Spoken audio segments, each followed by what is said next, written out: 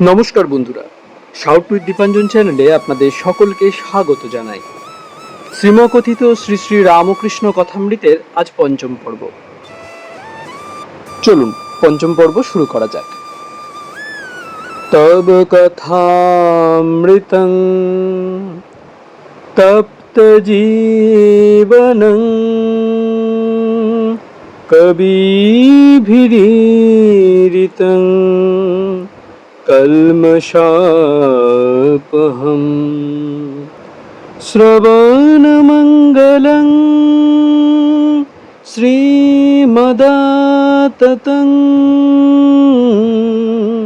ভুবি গৃণন্তি যে ভুরিদা জনাঃ। সপ্তম পরিচ্ছেদ, ব্রাহ্ম সমাজের প্রার্থনা পদ্ধতি ও ঈশ্বরের ঐশ্বর্য বর্ণনা। পূর্বকথা। দক্ষিণেশ্বরে রাধাকান্তের ঘরে গয়না চুরি। 1869। শ্রীরামকৃষ্ণ শিবনাথাদির প্রতি। হ্যাগা, তোমরা ঈশ্বরের ঐশ্বর্য অত বর্ণনা করো কেন? আমি কেশব সেনকে ওই কথা বলেছিলাম। একদিন তারা সব ওখানে কালীবাড়িতে গিয়েছিল। আমি বললুম, তোমরা কিরকম লেকচার দাও আমি শুনবো। তা গঙ্গার ঘাটের চাঁদনিতে সভা হলো, আর কেশব বলতে লাগলো। বেশ বললে, আমার ভাব হয়ে গিয়েছিল। পরে কেশবকে আমি বললুম, তুমি এগুলো এত বলো কেন? হে ঈশ্বর, তুমি কি সুন্দর ফুল করিয়াছ, তুমি আকাশ করিয়াছ, তুমি তারা করিয়াছ, তুমি সমুদ্র করিয়াছ। এইসব যারা নিজে ঐশ্বর্য ভালোবাসে তারা ঈশ্বরের ঐশ্বর্য বর্ণনা করতে ভালোবাসে। যখন রাধাকান্তের গয়না চুরি গেল, সেজবাবু তথা রাসমণির জামাই রাধাকান্তের মন্দিরে গিয়ে ঠাকুরকে বলতে লাগলো, ছি ঠাকুর, তুমি তোমার গয়না রক্ষা করতে পারলে না। আমি সেজবাবুকে বললাম, ও তোমার কি বুদ্ধি? স্বয়ং লক্ষ্মী যার দাসী পদসেবা করেন, তার কি ঐশ্বর্যের অভাব? এই গয়না তোমার পক্ষে ভারী একটা জিনিস, কিন্তু ঈশ্বরের পক্ষে কতগুলো মাটির ডেলা। ছি, অমন হীন বুদ্ধির কথা বলতে নাই। কি ঐশ্বর্য তুমি তাকে দিতে পারো? তাই বলি, যাকে নিয়ে আনন্দ হয় তাকেই লোকে চায়। তার বাড়ি কোথায়, কখানা বাড়ি, কটা বাগান, কত ধন জন, দাস দাসী, এ খবরে কাজ কি? নরেন্দ্রকে যখন দেখি তখন আমি সব ভুলে যাই। তার কোথা বাড়ি, তার বাবা কি করে, তার কটি ভাই, এসব কথা একদিন ভুলেও জিজ্ঞাসা করি নাই। ঈশ্বরের মাধুর্য রসে ডুবে যাও, তার অনন্ত সৃষ্টি, অনন্ত ঐশ্বর্য। অত খবরে আমাদের কাজ কি? আবার সেই গন্ধর্ব নিন্দিত কণ্ঠে সেই মধুরিমাপূর্ণ গান। ডুব ডুব ডুব ডুব সাগরে আমার মন, ডুব ডুব ডুব ডুব সাগরে আমার মন। তলাতল পাতাল খুঁজলে, তলাতল পাতাল খুঁজলে পাবি রে প্রেম রত্ন ধন, পাবি রে প্রেম রত্ন ধন। ডুব ডুব ডুব ডুব সাগরে আমার মন, ডুব ডুব ডুব ডুব সাগরে আমার মন। খুঁজি খুঁজি খুঁজি খুঁজলে পাবি হৃদয় মাঝে বৃন্দাবন, খুঁজ খুঁজ খুঁজ খুঁজলে পাবি হৃদয় মাঝে বৃন্দাবন। দীপ দীপ দীপ জ্ঞানের বাতি, দীপ দীপ দীপ জ্ঞানের বাতি, জ্বলবে হৃদয়ে অনুক্ষণ, জ্বলবে হৃদয়ে অনুক্ষণ। ডুব ডুব ডুব ডুব সাগরে আমার মন। তবে দর্শনের পর ভক্তের স্বাদ হয় তার লীলা কি দেখি। রামচন্দ্র রাবণ বধের পর রাক্ষসপুরী প্রবেশ করলেন। বুড়ি নিকষা দৌড়ে পালাতে লাগলো। লক্ষ্মণ বললেন, রাম, এ কি বলুন দেখি, এই নিকষা এত বুড়ি, কত পুত্রশোক পেয়েছে, তার এত প্রাণের ভয়, পালাচ্ছে। রামচন্দ্র নিকষাকে অভয় দান করে সম্মুখে আনিয়ে জিজ্ঞাসা করাতে নিকষা বললে, রাম, এতদিন বেঁচে আছি বলে তোমার এত লীলা দেখলাম, তাই আরো বাঁচবার স্বাদ আছে, তোমার আরো কত লীলা দেখব। সকলের হাস্য। শিবনাথের প্রতি। তোমাকে দেখতে ইচ্ছা করে, শুদ্ধাত্মাদের না দেখলে কি নিয়ে থাকবো? শুদ্ধাত্মাদের পূর্বজন্মের বন্ধু বলে বোধ হয়। একজন ব্রাহ্ম ভক্ত জিজ্ঞাসা করলেন, মহাশয়, আপনি জন্মান্তর মানেন? জন্মান্তর? বহুনি মে ব্যতীতানি জন্মানি তব চার্জুনা। শ্রীরামকৃষ্ণ: হ্যাঁ, আমি শুনেছি জন্মান্তর আছে। ঈশ্বরের কার্য আমার ক্ষুদ্র বুদ্ধিতে কি বুঝবো? অনেকে বলে গেছে, তাই অবিশ্বাস করতে পারি না। ভীষ্মদেব দেহত্যাগ করবেন, সরসজ্জায় শুয়ে আছেন। পাণ্ডবেরা শ্রীকৃষ্ণের সঙ্গে সব দাঁড়িয়ে। তারা দেখলেন যে ভীষ্মদেবের চক্ষু দিয়ে জল পড়ছে। অর্জুন শ্রীকৃষ্ণকে বললেন, ভাই, কি আশ্চর্য! পিতামহ, যিনি স্বয়ং ভীষ্মদেব, সত্যবাদী, জিতেন্দ্রীয়, জ্ঞানী, অষ্টবসুর এক বসু, তিনিও দেহত্যাগের সময় মায়াতে কাঁদছেন। শ্রীকৃষ্ণ ভীষ্মদেবকে একথা বলাতে তিনি বললেন, কৃষ্ণ, তুমি বেশ জানো আমি সেজন্য কাঁদছি না। যখন ভাবছি যে পাণ্ডবদের স্বয়ং ভগবান নিজের সারথি, তাদেরও দুঃখ বিপদের শেষ নাই, তখন এই মনে করে কাঁদছি যে ভগবানের কার্য কিছুই বুঝতে পারলাম না। কীর্তনানন্দে ভক্ত সঙ্গে। সমাজগৃহে এবার সান্ধ্যকালীন উপাসনা হইল। রাত্রি প্রায় 8:30। সন্ধ্যার 4-5 দণ্ডের পর রাত্রি জ্যোৎস্নাময়ী হইল। উদ্যানের বৃক্ষরাজি লতাপল্লব শরৎচন্দ্রের বিমল কিরণে যেন ভাসিতে লাগিল। এদিকে সমাজগৃহে সংকীর্তন আরম্ভ হইয়াছে। ভগবান শ্রীরামকৃষ্ণ হরিপ্রেমে মাতোয়ারা হইয়া নাচিতেছেন। ব্রাহ্ম ভক্তেরা খোল করতাল লইয়া তাহাকে বেরিয়া বেরিয়া নাচিতেছেন। সকলেই ভাবে মত্ত, যেন শ্রী ভগবানের সাক্ষাৎকার লাভ করিয়াছেন। হরিনামের রোল উত্তরোত্তর উঠিতেছে। চারিদিকে গ্রামবাসীরা হরিনাম শুনিতেছেন, আর মনে মনে উদ্যান স্বামী ভক্ত বেণীমাধবকে কতই ধন্যবাদ দিতেছেন। কীর্তনান্তে শ্রীরামকৃষ্ণ ভূমিষ্ঠ হইয়া জগন্মাতাকে প্রণাম করিতেছেন। প্রণাম করিতে করিতে বলিতেছেন, ভাগবত ভক্ত ভগবান জ্ঞানীর চরণে প্রণাম, ভক্তের চরণে প্রণাম, সাকারবাদী ভক্তের, নিরাকারবাদী ভক্তের চরণে প্রণাম। আগেকার ব্রহ্মজ্ঞানীদের চরণে, ব্রাহ্ম সমাজের ইদানিং ব্রহ্মজ্ঞানীদের চরণে প্রণাম।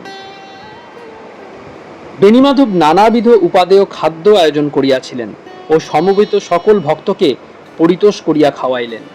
শ্রীরামকৃষ্ণ ভক্ত সঙ্গে বসিয়া আনন্দ করিতে করিতে প্রসাদ গ্রহণ করিলেন।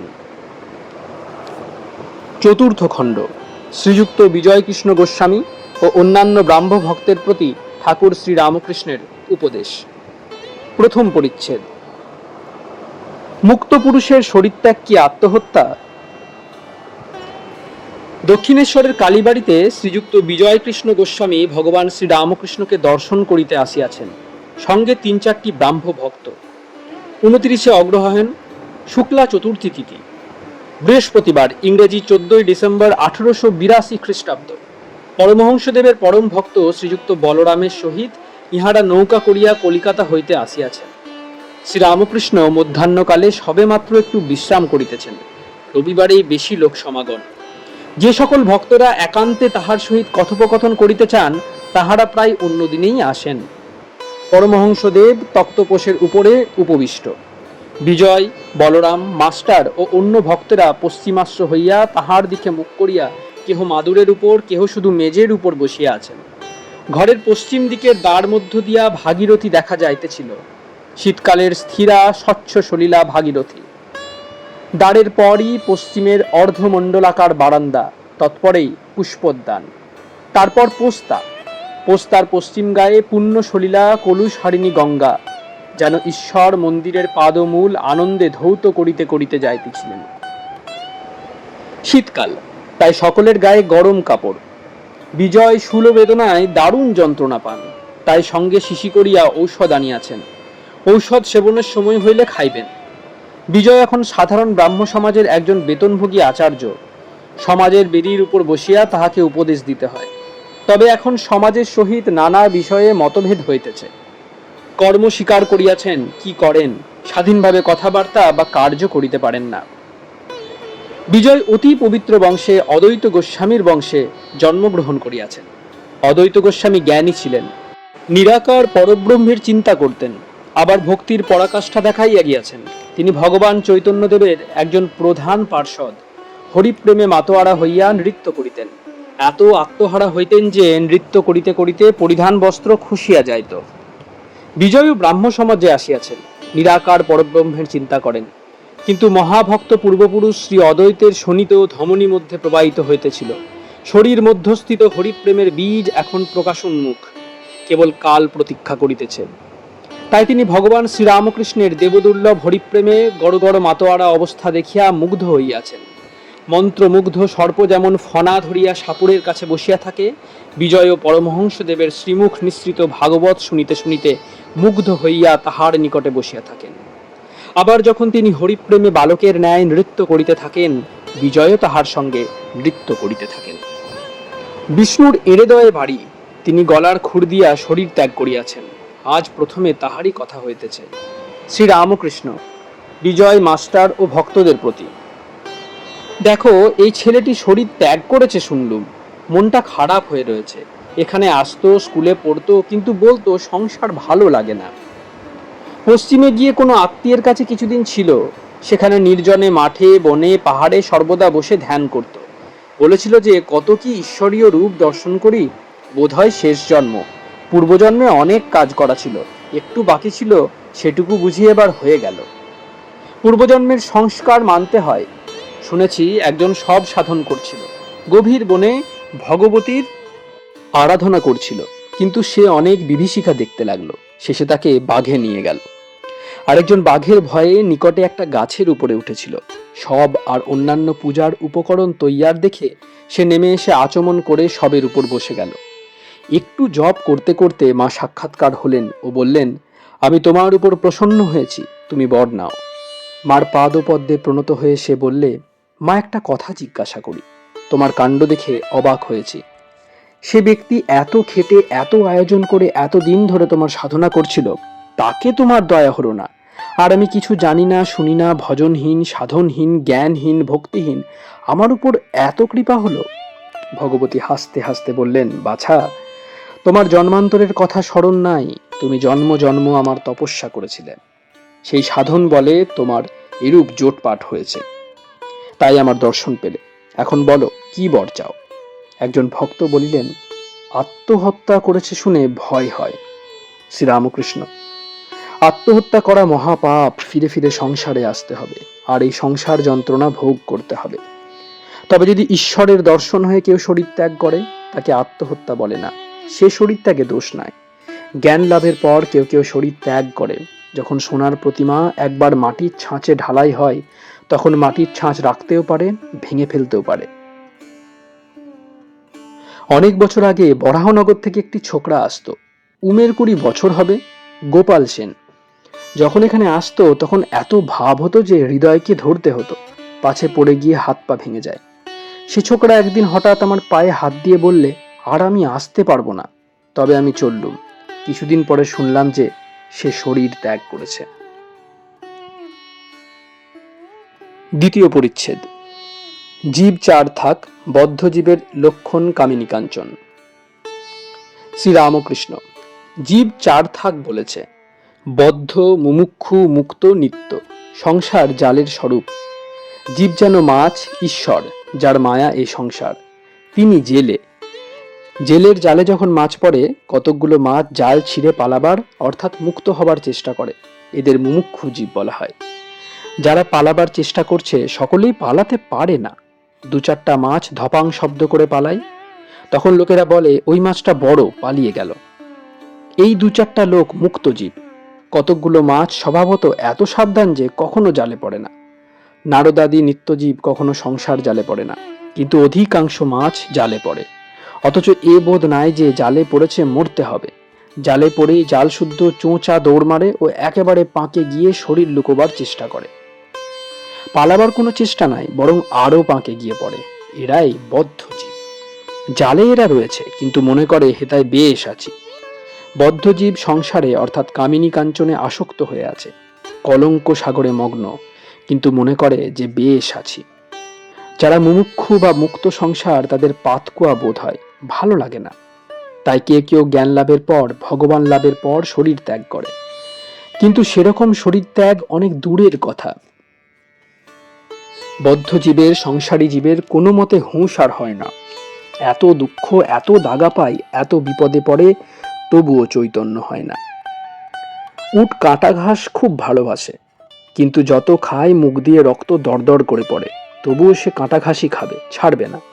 সংসারী লোক এত শোকতাপ পায়, তবু কিছুদিনের পর যেমন তেমনই। স্ত্রী মরে গেল, কি অসতী হলো, তবু আবার বিয়ে করবে। ছেলে মরে গেল, কত শোক পেলে, কিছুদিন পরেই সব ভুলে গেল।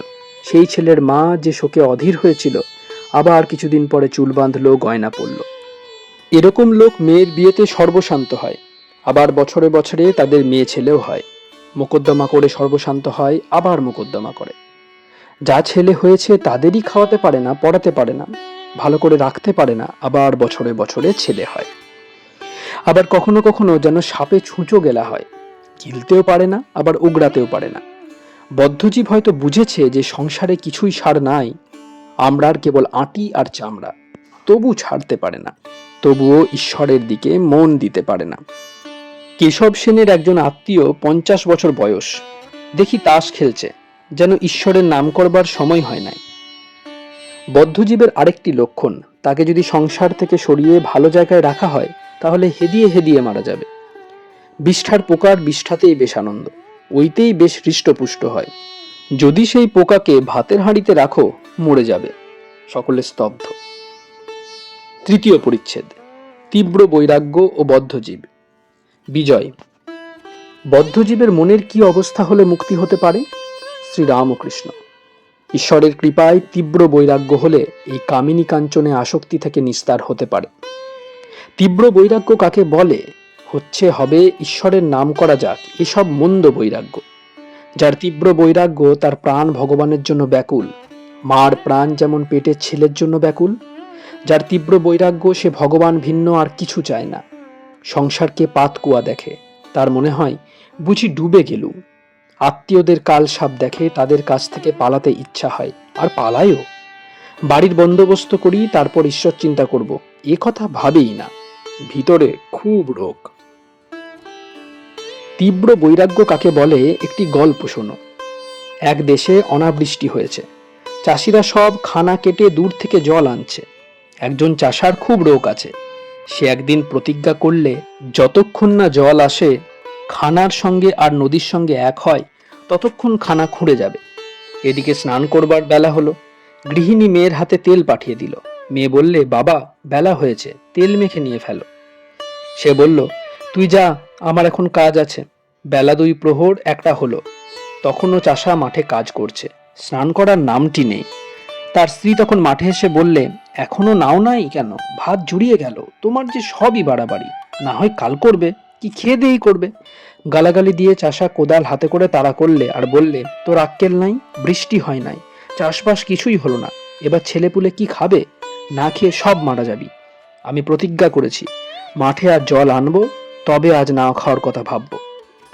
স্ত্রী গতি দেখে দৌড়ে পালিয়ে গেল। চাষা সমস্ত দিন হাড় ভাঙা পরিশ্রম করে সন্ধ্যার সময় খানার সঙ্গে নদীর যোগ করে দিলে।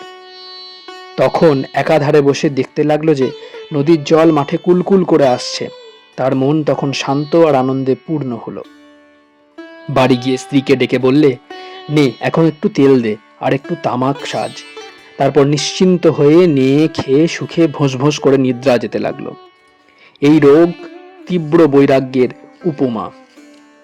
আরেকজন চাষা, সেও মাঠে জল আনছিল। তার স্ত্রী যখন গেল আর বলল, অনেক বেলা হয়েছে, এখন এসো, এত বাড়াবাড়িতে কাজ নাই। তখন সে বেশি উচ্চবাচ্য না করে কোদাল রেখে স্ত্রীকে বলল, তুই যখন বলছিস তো চল। সকলের হাস্য। সে চাষার আর মাঠে জল আনা হলো না। এটি মন্দ বৈরাগ্যের উপমা। খুব রোগ না হলে চাষার যেমন মাঠে জল আসে না, সেরূপ মানুষের ঈশ্বর লাভ হয় না। চতুর্থ পরিচ্ছেদ, কামিনী কাঞ্চন জন্য দাসত্ব। শ্রীরামকৃষ্ণ বিজয়ের প্রতি। আগেও তো আসতে, এখন আসো না কেন? বিজয়। এখানে আসবার খুব ইচ্ছা, কিন্তু আমি স্বাধীন নই, ব্রাহ্ম সমাজের কাজ স্বীকার করেছি। শ্রীরামকৃষ্ণ। কামিনী কাঞ্চনে জীবকে বদ্ধ করে, জীবের স্বাধীনতা যায়, কামিনী থেকেই কাঞ্চনের দরকার, তার জন্য পরের দাসত্ব। স্বাধীনতা চলে যায়, তোমার মনের মতো কাজ করতে পারো না। জয়পুরে গোবিন্দজির পূজারীরা প্রথম প্রথম বিবাহ করে নাই, তখন খুব তেজস্বী ছিল। রাজা একবার ডেকে পাঠিয়েছিলেন, তা তারা যায় নাই, বলেছিল রাজাকে আসতে বলো। তারপর রাজা ও 5 জনে তাদের বিয়ে দিয়ে দিলেন। তখন রাজার সঙ্গে দেখা করার জন্য আর কাহারও ডাকতে হলো না, নিজে নিজেই গিয়ে উপস্থিত। মহারাজ, আশীর্বাদ করতে এসেছি, এই নির্মাল্য এনেছি, ধারণ করুন। কাজে কাজেই আসতে হয়। আজ ঘর তুলতে হবে, আজ ছেলের অন্নপ্রাশন, আজ হাতে খড়ি, এই সব। 1200 ন্যাড়া আর 1300 নেড়ি, তার সাক্ষী উদম শাড়ি। এই গল্প তো জানো। নিত্যানন্দ গোস্বামীর ছেলে বীরভদ্রের 1300 ন্যাড়া শিষ্য ছিল। তারা যখন সিদ্ধ হয়ে গেল তখন বীরভদ্রের ভয় হলো। তিনি ভাবতে লাগলেন, এরা সিদ্ধ হলো, লোককে যা বলবে তাই ফলবে, যেদিকে দিয়ে যাবে সেদিকেই ভয়, কেননা লোক না জেনে যদি অপরাধ করে তাদের অনিষ্ট হবে। এই ভেবে বীরভদ্র তাদের বললেন, তোমরা গঙ্গায় গিয়ে সন্ধ্যা আহ্নিক করে এসো। ন্যাড়াদের এত তেজ যে ধ্যান করতে করতে সমাধি হলো। কখন জোয়ার মাথার উপর দিয়ে চলে গেছে হুঁশ নাই, আবার ভাটা পড়েছে তবু ধ্যান ভাঙে না। 1300-র মধ্যে 100 বুঝেছিল বীরভদ্র কি বলবেন। গুরুর বাক্য লঙ্ঘন করতে নাই, তাই তারা সরে পড়ল আর বীরভদ্রের সঙ্গে দেখা করলে না। বাকি 1200 দেখা করলে। বীরভদ্র বললেন, এই 1300 নেরই তোমাদের সেবা করবে, তোমরা এদের বিয়ে করো। ওরা বললে, যে আজ্ঞা, কিন্তু আমাদের মধ্যে 100 জন কোথায় চলে গেছে। ওই 1200 এখন প্রত্যেকের সেবা দাসীর সঙ্গে থাকতে লাগলো। তখন আর সে তেজ নাই, সে তপস্যার বল নাই। মেয়ে মানুষ সঙ্গে থাকাতে আর সে বল রইল না, কেননা সে সঙ্গে স্বাধীনতা লোপ হয়ে যায়। বিজয়ের প্রতি, তোমরা নিজে নিজে তো দেখেছ পরের কর্ম স্বীকার করে কি হয়ে রয়েছ। আর দেখো, অত পাশ করা, কত ইংরেজি পড়া পণ্ডিত মনিবের চাকরি স্বীকার করে তাদের বুট জুতার গোঁজা দুবেলা খায়। এর কারণ কেবল কামিনী। বিয়ে করে নদের হাট বসিয়ে আর হাট তোলবার জো নাই, তাই এত অপমান বোধ, অত দাসত্বের যন্ত্রণা। ঈশ্বর লাভের পর কামিনীকে মাতৃভাবে পূজা। যদি একবার এইরূপ তীব্র বৈরাগ্য হয়ে ঈশ্বর লাভ হয়, তাহলে আর মেয়ে মানুষে আসক্তি থাকে না। ঘরে থাকলেও মেয়ে মানুষে আসক্তি থাকে না, তাদের ভয় থাকে না। যদি একটা চুম্বক পাথর খুব বড় হয় আর একটা সামান্য হয়, তাহলে লোহাটাকে কোনটা টেনে লবে? বড়টাই টেনে লবে। ঈশ্বর বড় চুম্বক পাথর, তার কাছে কামিনী ছোট চুম্বক পাথর। কামিনী কি করবে? একজন ভক্ত, মহাশয়, মেয়ে মানুষকে কি ঘৃণা করব? শ্রীরামকৃষ্ণ, যিনি ঈশ্বর লাভ করেছেন তিনি কামিনীকে আর অন্য চক্ষে দেখেন না যে ভয় হবে। তিনি ঠিক দেখেন যে মেয়েরা মা ব্রহ্মময়ীর অংশ, আর মা বলে তাই সকলকে পূজা করেন। বিজয়ের প্রতি, তুমি মাঝে মাঝে আসবে, তোমাকে দেখতে বড় ইচ্ছা করে। পঞ্চম পরিচ্ছেদ। ঈশ্বরের আদেশ প্রাপ্ত হলে তবে ঠিক আচার্য। বিজয়, ব্রাহ্ম সমাজের কাজ করতে হয়, তাই সদা সর্বদা আসতে পারি না, সুবিধা হলে আসব। শ্রীরামকৃষ্ণ বিজয়ের প্রতি, দেখো, আচার্যের কাজ বড় কঠিন। ঈশ্বরের সাক্ষাৎ আদেশ ব্যতি রেখে লোকশিক্ষা দেওয়া যায় না। যদি আদেশ না পেয়ে উপদেশ দাও, লোকে শুনবে না। যে উপদেশের কোনো শক্তি নাই, আগে সাধন করে বা যে কোনো রূপে হোক সে ঈশ্বর লাভ করতে হয়। তার আদেশ পেয়ে লেকচার দিতে হয়। ওদেশে একটি পুকুর আছে, নাম হালদার পুকুর। তার পাড়ে রোজ লোক বাহ্যে করে রাখত। সকালে যারা ঘাটে আসতো তারা তাদের গালাগালি দিয়ে খুব গোলমাল করত। গালাগালে কোনো কাজ হতো না, আবার তারপর দিন পাড়েতেই বাজছে। শেষে কোম্পানির চাপরাশি এসে নোটিশ টাঙিয়ে দিলে যে এখানে কেউ ওরূপ কাজ করতে পারবে না, যদি করে শাস্তি হবে। এই নোটিশের পর আর কেউ পারে বাহ্যে করতো না। তার আদেশের পর যেখানে সেখানে আচার্য হওয়া যায় ও লেকচার দেওয়া যায়। যে তার আদেশ পায় সে তার কাছ থেকে শক্তি পায়, তখন এই কঠিন আচার্যের কর্ম করতে পারে। এক বড় জমিদারের সঙ্গে একজন সামান্য প্রজা বড় আদালতে মোকদ্দমা করেছিল। তখন লোকে বুঝেছিল যে ওই প্রজার পেছনে একজন বলবান লোক আছে, হয়তো আরেকজন বড় জমিদার তার পেছনে থেকে মোকদ্দমা চালাচ্ছে। মানুষ সামান্য জীব, ঈশ্বরের সাক্ষাৎ শক্তি না পেলে আচার্যর এমন কঠিন কাজ করতে পারে না। বিজয়, মহাশয়, ব্রাহ্ম সমাজে যে উপদেশাদি হয় তাতে কি লোকের পরিত্রাণ হয় না? সচ্চিদানন্দই গুরু, মুক্তি তিনিই দেন। শ্রীরামকৃষ্ণ, মানুষের কি সাধ্য অপরকে সংসার বন্ধন থেকে মুক্ত করে? যার এই ভুবনমোহিনী মায়া, তিনিই সেই মায়া থেকে মুক্ত করতে পারেন। সচ্চিদানন্দ গুরু বই আর গতি নাই। যারা ঈশ্বর লাভ করে নাই, তারা আদেশ পায় নাই, যারা ঈশ্বরের শক্তিতে শক্তিমান হয় নাই, তাদের কি সাধ্য জীবের ভববন্ধন মোচন করে? আমি একদিন পঞ্চবটির কাছ দিয়ে ঝাউতলায় বাহ্যে যাচ্ছিলাম। শুনতে পেলুম যে একটা ব্যাঙ খুব ডাকছে। বোধ হলো সাপে ধরেছে। অনেকক্ষণ পরে যখন ফিরে আসছি তখনও দেখি ব্যাঙটা খুব ডাকছে। একবার উঁকি মেরে দেখলুম কি হয়েছে। দেখি একটা ঢোঁড়াই ব্যাঙটাকে ধরেছে, ছাড়তেও পারছে না, গিলতেও পারছে না, ব্যাঙটার যন্ত্রণা ঘুরছে না। তখন ভাবলাম, ওরে যদি জাত সাপে ধরতো, 3 ডাকের পর ব্যাঙটা চুপ হয়ে যেত। এ একটা ঢোঁড়াই ধরেছে কিনা, তাই সাপটারও যন্ত্রণা, ব্যাঙটারও যন্ত্রণা। যদি সদ্গুরু হয়, জীবের অহংকার 3 ডাকে ঘুচে। গুরু কাঁচা হলে গুরুরও যন্ত্রণা, শিষ্যেরও যন্ত্রণা। শিষ্যের অহংকার আর ঘুচে না, সংসার বন্ধন আর কাটে না। কাঁচা গুরুর পাল্লায় পড়লে শিষ্য মুক্ত হয় না। ষষ্ঠ পরিচ্ছেদ। মায়া বা অহং আবরণ গেলেই মুক্তি বা ঈশ্বর লাভ। বিজয়। মহাশয়, কেন আমরা এরূপ বদ্ধ হয়ে আছি? কেন ঈশ্বরকে দেখতে পাই না? শ্রীরামকৃষ্ণ। জীবের অহংকারী মায়া। এই অহংকার সব আবরণ করে রেখেছে। আমি মোলে ঘুচিবে জঞ্জাল। যদি ঈশ্বরের কৃপায় আমি অকর্তা এই বোধ হয়ে গেল, তাহলে সে ব্যক্তি তো জীবনমুক্ত হয়ে গেল, আর তার ভয় নাই। এই মায়া বা অহং যেন মেঘের স্বরূপ। সামান্য মেঘের জন্য সূর্যকে দেখা যায় না, মেঘ সরে গেলেই সূর্যকে দেখা যায়। যদি গুরুর কৃপায় একবার অহং বুদ্ধি যায়, তাহলে ঈশ্বর দর্শন হয়। 2.5 হাত দূরে শ্রীরামচন্দ্র, যিনি সাক্ষাৎ ঈশ্বর, মধ্যে সীতারূপিণী মায়া ব্যবধান আছে বলে লক্ষণরূপ জীব সেই ঈশ্বরকে দেখতে পান নাই। এই দেখো, আমি এই গামছাখানা দিয়ে মুখের সামনে আড়াল করছি, আর আমায় দেখতে পাচ্ছ না, তবু আমি এত কাছে। সেরূপ ভগবান সকলের চেয়ে কাছে, তবু এই মায়া আবরণের দরুন তাকে দেখতে পাচ্ছ না। জীব তো সচ্চিদানন্দ স্বরূপ, কিন্তু এই মায়া বা অহংকারে তাদের সব নানা উপাধি হয়ে পড়েছে, আর তারা আপনার স্বরূপ ভুলে গেছে। এক একটি উপাধি হয় আর জীবের স্বভাব বদলে যায়। যে কালা পেরে কাপড় পরে আছে, অমনি দেখবে তার নিধুর টপ্পা তান এসে জোটে। আর তাস খেলা, বেড়াতে যাওয়ার সময় হাতে ছড়ি, এই সব এসে জোটে। রোগা লোকও যদি বুট জুতা পরে, সে অমনি শীষ দিতে আরম্ভ করে, সিঁড়ি উঠবার সময় সাহেবদের মতো লাফিয়ে উঠতে থাকে। মানুষের হাতে যদি কলম থাকে, এমনই কলমের গুণ যে সে অমনি একটা কাগজ টাগজ পেলেই তার উপর ফ্যাস ফ্যাস করে টান দিতে থাকবে। টাকাও একটি বিলক্ষণ উপাধি। টাকা হলেই মানুষ আর একরকম হয়ে যায়, সে মানুষ থাকে না। এখানে একজন ব্রাহ্মণ আসা যাওয়া করত। সে বাহিরে বেশ বিনয়ী ছিল। কিছুদিন পরে আমরা কোন্নগরে গেছিলুম, হৃদয় সঙ্গে ছিল। নৌকা থেকে যাই নামছি, দেখি সে ব্রাহ্মণ গঙ্গার ধারে বসে আছে, বোধহয় হাওয়া খাচ্ছিল। আমাদের দেখে বলছে, কি ঠাকুর, বলি আছো কেমন? তার কথার স্বর শুনে আমি হৃদয়কে বললাম, ওরে হৃদয়, এই লোকটার টাকা হয়েছে, তাই ওই রকম কথা। হৃদয় হাসতে লাগলো। একটা ব্যাঙের একটা টাকা ছিল, গর্তে তার টাকাটা ছিল। একটা হাতি সে গর্ত ডিঙিয়ে গিয়েছিল। তখন ব্যাঙটা বেরিয়ে এসে খুব রাগ করে হাতিকে লাথি দেখাতে লাগলো, আর বললে, তোর এত বড় সাধ্য যে আমায় ডিঙিয়ে যাস? টাকার এত অহংকার! সপ্তভূমি অহংকার কখন যায় ব্রহ্মজ্ঞানের অবস্থা।